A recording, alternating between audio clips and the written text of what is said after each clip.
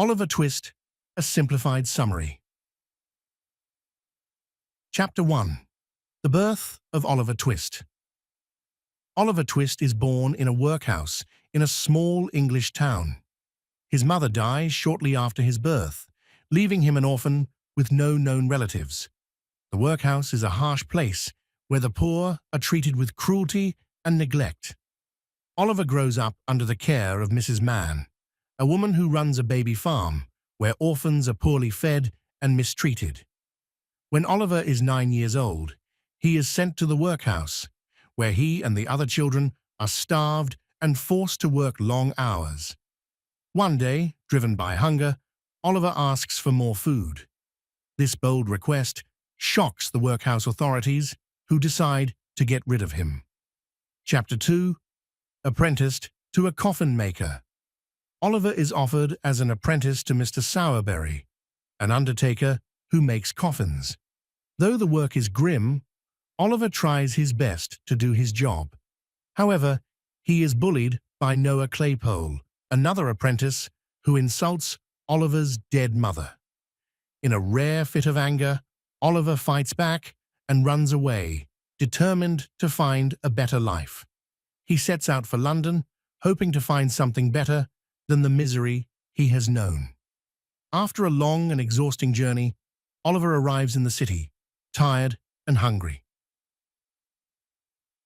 Chapter 3. Fagan and the Thieves. In London, Oliver meets a boy named Jack Dawkins, better known as the Artful Dodger. The Dodger offers Oliver food and a place to stay. Desperate and naive, Oliver follows him to the home of Fagan, an old man who leads a gang of child thieves. Fagan trains the boys to pick pockets and steal from the wealthy.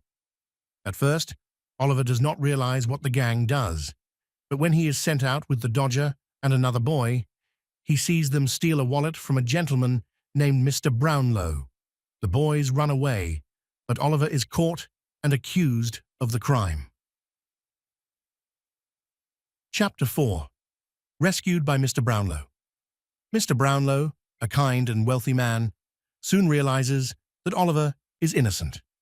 He takes pity on the boy and brings him to his home in the suburbs, where he is cared for by the housekeeper, Mrs. Bedwin. For the first time in his life, Oliver experiences kindness and love. However, Fagan is worried that Oliver might reveal the gang's secrets, so he sends Bill Sykes, a brutal thief, and Nancy, Sykes's kind-hearted girlfriend, to kidnap Oliver and bring him back. Chapter 5. A Life of Crime. Oliver is forced back into a life of crime. Sykes and Fagan plan a burglary and force Oliver to help them break into a house. However, the robbery goes wrong, and Oliver is shot and left behind as the thieves flee. The owners of the house, Mrs. Maylie and her niece Rose, find Oliver and take him in. They are moved by his sad story and decide to help him.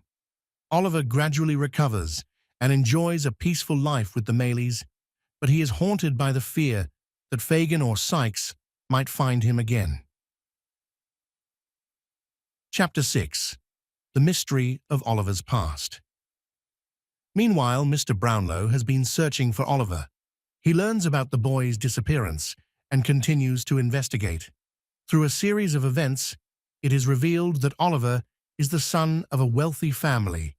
His father left a will, but his half-brother Monks wants to destroy Oliver to prevent him from inheriting the family fortune.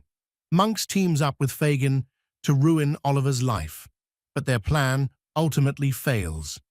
Nancy, who cares for Oliver despite her involvement with the criminals, overhears their plot and decides to help Oliver. She secretly meets with Mr. Brownlow to tell him everything. Chapter 7. The Downfall of the Villains. Nancy's good deed costs her life. Bill Sykes, suspecting that Nancy has betrayed them, murders her in a fit of rage. Sykes then becomes a hunted man, tormented by guilt and paranoia.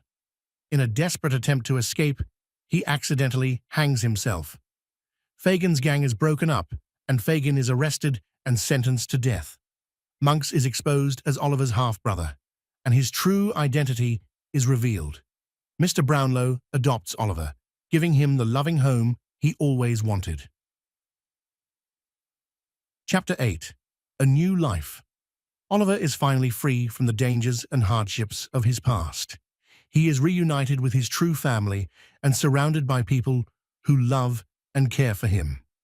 Mr. Brownlow becomes a father figure to Oliver, and the boy finally has the chance to live a happy and peaceful life. The story ends with Oliver reflecting on the kindness of those who helped him along the way and the justice that was served to those who tried to harm him.